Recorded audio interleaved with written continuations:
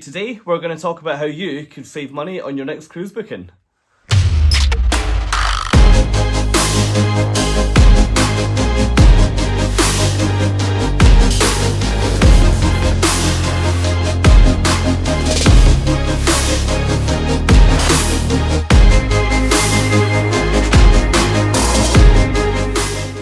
Hi everyone, for anyone that's new to the channel, I'm Fraser and I've been cruising now for a couple of years.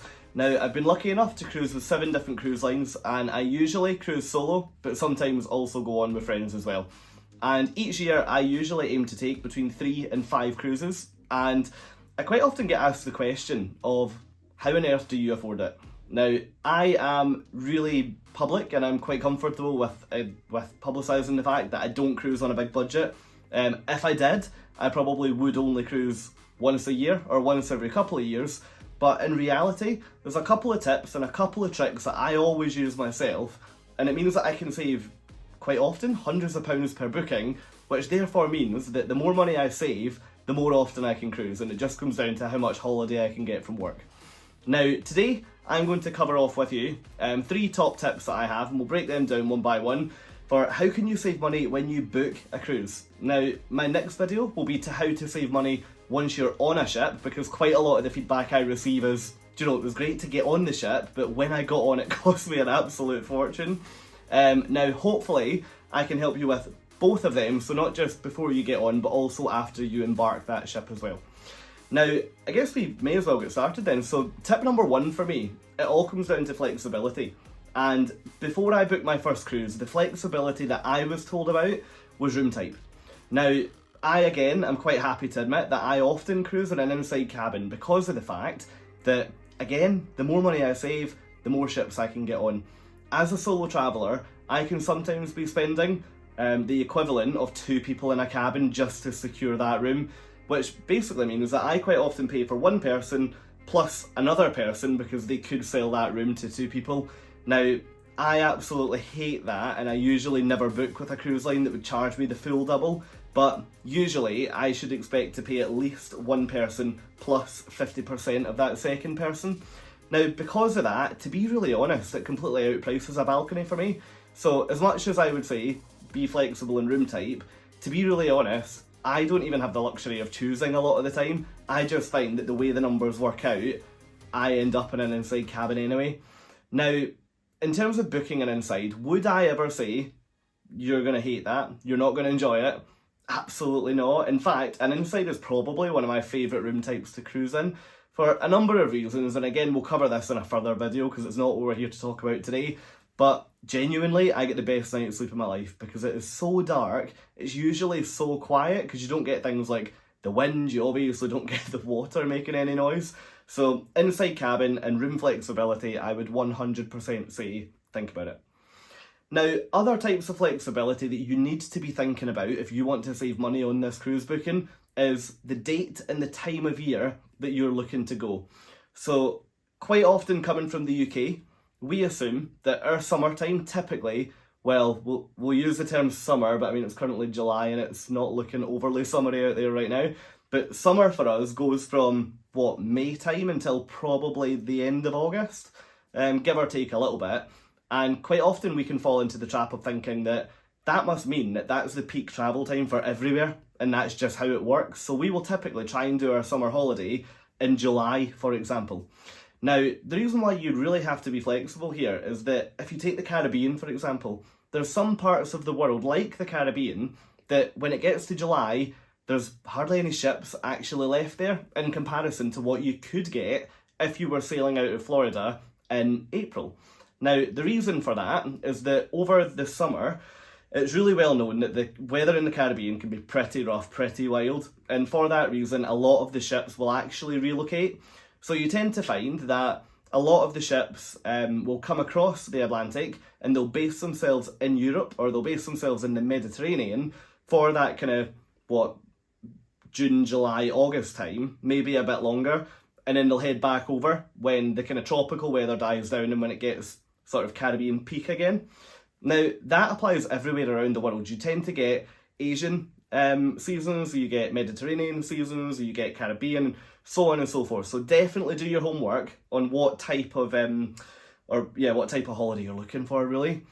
Now, sticking on that same subject, we just mentioned there that the ships will move around the world. Obviously they do, it's the purpose of a ship. And that probably brings me on to the next bit of flexibility, and it's looking at itineraries. Now, if you're looking to book a cruise for example, Midnight Sun in Norway, or you really want to go to the Vatican in Rome, so your cruise has to go to Rome, then fine. As long as you're comfortable that you might not get a deal, you probably will get a cruise, but you probably shouldn't expect to just get a great deal if you're saying that you have to go to port A, B, C, D. Now, the flip of that is to look at all the options available to you. And if you're not overly fussed on an itinerary, which is typically where I find myself, where I say, look, I've got a week off work, I just want to get on a ship, what's available during week of whatever, of June, or whenever I'm off. Now, that means that you can look at when these ships relocate from the Caribbean to the Med or the other way around, you can sometimes get some absolutely remarkable deals. Now, I've heard of people who get that transatlantic crossing, so you're on the ship for, between 8 and 11, 12 days usually. Some people can get that for even less than £1,000, which to me seems absolutely mental for considering what you might pay for a week in the Med. But hey, look, if you're open to itinerary and you're open to date, you can save a lot of money. The success story that I've had on that was that I recently booked an MSC cruise, and again, I had a week off work, and I thought, right, where am I going to go? I, to be honest, didn't really have any strong notions to go anywhere. I just knew that I wanted to get back on a ship, and I was able to book 7 nights on MSC Virtuosa, which is one of the mega ships from MSC, and that cruise was costing me as a solo traveller less than £400. Now, that to me was, completely unheard of. And actually, there's more and more cruise lines now that are dropping that solo supplement, and I'm hearing more and more people getting these really, really good fares. So hopefully, it's a case of, be flexible and see what the world gives you. Now, final piece on flexibility comes down to cruise line. Now, the cruise world is very, very big on loyalty and the loyalty concept. And as someone who's been now with 7 different cruise lines, I haven't yet found the one. Or I might have found it actually, I just haven't committed to it yet. Now, generally speaking, people tend to find their favourite line, fully commit to it, and then build up huge amounts of loyalty points, which means that they then get additional perks when they get on board. However, what I found with some cruise lines, which I probably shouldn't name them here, but I went on a cruise last summer and got a pretty good deal with them and thought, hey, actually, you've offered me a 30% solo supplement, you've offered me double loyalty points because I'm a solo traveller, I'll cruise with you again. And then it's got to this year, and actually they've whacked on a full double solo supplement, and again, I just can't afford to pay that, so I won't cruise with them. Now, because I'm open to cruise line, I can definitely get good deals with other players in the market, but a lot of people are very loyal to Royal Caribbean or MSC or Princess, for example, and you might find that if you go in and really, really quickly build loyalty with a cruise line, you almost feel a little bit guilty and you almost don't want to go elsewhere. So I would say, look, stay open and stay totally flexible to all of these things, and hopefully you'll be able to find a good deal. Now, second piece of advice that I would always give for how to save money when booking a cruise. This one seems like a bit of a given, and I promise that no one has put me on any commission to say this, but you need to be networking and you need to be speaking to travel agents. Now, travel agents are quite often the first people to get any inkling of a deal or any inkling of a promotion, and it's those people who can really, really help you to secure the cruise you want at the price that you can afford. Now, I've got a couple of travel agents who, they know that typically I'm not overly precious on location, I'm not overly precious on the cruise line, and I'm also not overly precious on a ship. So if they hear that there's a great deal with MSC coming up, where they're dropping the solo supplement, or one that happened last week, Celebrity have announced that they've got a pile of sailings, mostly out of Florida, but they're not charging a solo supplement on their rooms. Now, if you've got a travel agent that will give you a call and say, hey Fraser, we've got these cruises, and guess what, you're not paying double, then they know very quickly, hey, this is roughly what he would normally spend on a cruise, this is probably the type of experience he would want, And very quickly that travel agent will get to know you. So look, even if you don't have travel agents in your immediate community, jump on Instagram, jump on these Facebook groups. They are everywhere. And honestly, there is no daft question with them. And what I would say is that they are absolutely dying to meet you, because at the end of the day, you building a relationship with them, there's going to be a double benefit there. So 100% speak to travel agents to save yourself a bit of cash. Now, the last one from me on how to save money when you're booking a cruise. Now, this one, I actually feel pretty strongly about this one, because I've met a lot of people who just haven't done their homework, and I find it the most frustrating thing when I get on a ship. And it comes down to what's included. Now, a lot of people often think that that just means drinks packages, which drinks packages is a huge element of it, which I am going to come back to. But the general topic of inclusions, right? There's a lot of cruise lines now that offer these additional packages that give you extra things free of charge. Or, well, obviously not free of charge, but included in your fare. Now, some examples of that are if you book like an Aurea package with MSC, or if you book a couple of their different packages, actually, even the Fantastica package will give you spa treatments, or it will give you speciality dining. And those types of packages, they work really, really well, and they're definitely worth booking if you know that you're going to go to the spa. However, if, like me, you don't really use the spa on a ship, then it's pointless booking one of those packages, because you're going to find yourself with a $200 credit for a spa that you actually will either use and not enjoy it, or you just won't use it, because if you're like me, the spa makes you feel a little bit awkward, and yeah, you're not really going to want to go in there for a massage. So yeah, make sure you look at what's included. Another example of that is next week I board Discovery Princess to head up to Alaska, and we were offered the ability to upgrade to Princess's latest package, which is called Princess Premier. Now, we're already on Princess Plus, so the way that they operate their packages, you've got the Princess Fare, you've got Princess Plus, and then you've now got Princess Premier, which sits at the top. And that gives you, I mean, one of the things that does give you, so you get Wi-Fi on more devices, so fine, that might have been useful for us if we needed to connect laptops and if we needed more phones, but in reality, I will have my one phone connected to Wi-Fi, and that's probably all I need. At the end of the day, the more devices that I hook up, the less time I'm actually going to spend enjoying the ship and spend faffing about on Facebook, for example. So I actually make the conscious decision not to put 4 or 5 devices that I take with me onto the Wi-Fi. The other thing that it offers is a photo package, which, I mean, you're probably getting a bit of a feel that if I feel a bit awkward in a spa, a place that I certainly will feel awkward is in an atrium with photographers taking photos of me. I cannot deal with it. So for that reason, Princess Premier actually is completely wasted on me. So look, do your homework, do a little bit of reading. Honestly, it doesn't take that much to just figure out what's included in your fare, because there's nothing worse than buying things that you're never going to use. It just doesn't make sense, and it frustrates me a lot meeting people on board that have done that. Now, the final point on inclusions, which we said that we would come back to, is this point on drinks packages. Now, drinks packages are a bit of an age-old issue, or an age-old question on cruise ships of, look, do I need a drinks package? What's included? What would you recommend? Can I get coffee? Blah, blah, blah, blah, blah. There are so many questions that people have on these drinks packages, and what I would say is that, and this isn't going to help too much, every single cruise line is different. Now, you need to think, what type of holiday, what type of experience do you want? Because at the end of the day, do I take a drinks package on every cruise? No, absolutely not, because I know that if I take a package, I am going to drink a couple of red wines with dinner, I'm then going to drink more at night, and it usually means that I don't want to get up for sunrise in the morning.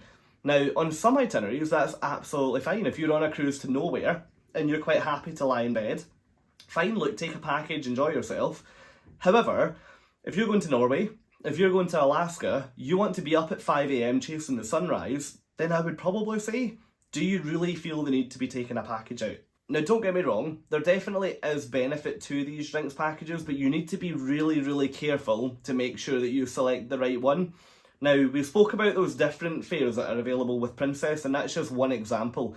But if you look at MSC, for example, those guys have got I think it's like 4 or 5 different packages. So you've got like one for juniors, you've got an easy package, you've got a classic package, you've got a premier package, and each of them, I think you've got a coffee package as well actually, but all of them cost different prices. So if you look at the sort of classic drinks package on MSC, it usually comes in about £29 or £30 per person per day. But on my last cruise on Virtuosa, we were on the premium package, which I think it's usually about £52 per person per day. Now, again, that works if you're going to use it, but if you're not, save yourself an absolute whack by just paying for your drinks as you go. Now, definitely worth noting that with those packages, if you are taking them, save yourself a bit of money by booking them before you get on the cruise.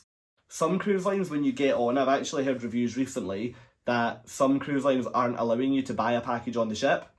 So definitely make sure. MSC is one, for example, that you can usually save about 15% on your package if you apply it to your booking before you get on. Now, the final thing just to talk about on drinks packages, because this is probably the one where, to be honest, people spend a lot of money on packages that they just don't need because they don't do their homework to realise how much is a drink when I get on board.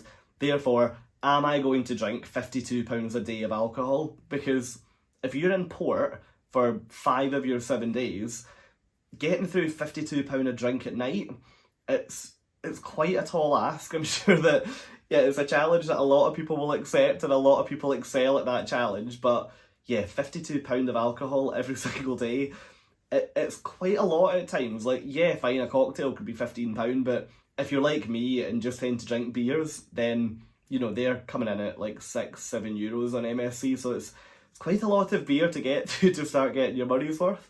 But the other thing to look at is you need to apply these drinks packages to every single person in your cabin. Now, in my case, when it was only me, I only put one package on that room. Obviously, they don't make me pay for 2 drinks packages, but if, for example, I'm looking to cruise in November this year with my mum and dad, and they will have to pay, potentially, £52 each in that cabin, which would be over £100 a day just in alcohol. Now, the reason why I've said to them that they need to think about it is that while my mum does drink, my dad doesn't.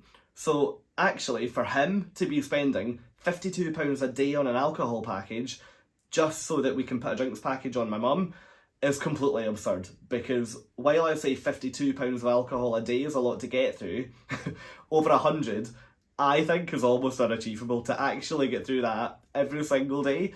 So in their case, my advice to them would be, look, there's no need to take a drinks package. You'd be much better paying as you go. But hey, look, that's one that you absolutely need to make your own mind up, because I can't sit here and tell you whether to take a package or not. But I can tell you it's where I find a lot of people spend a lot of money that they didn't have to spend. Now, that's just 3 tips, and that's the 3 top tips that I would give to save money when booking your cruise. Now, the next video that we're going to look at, probably in a few weeks from now, is how to save money once you're on board. So we'll actually be filming that on board Discovery Princess. So yeah, we'll have a bit of a different backdrop. I won't be sitting in my living room at the time. I'll actually be on a ship, which should be quite cool. Yeah, we'll get that online over the next couple of weeks. But for now, look, thank you so much for watching as always, and I really hope that this has been useful for you. If you have enjoyed this video and if you've liked it, then I would really appreciate if you could subscribe to the channel and yeah, watch this space for more coming in a few weeks' time. But hey, look, thank you for now, and we'll catch up soon. Bye.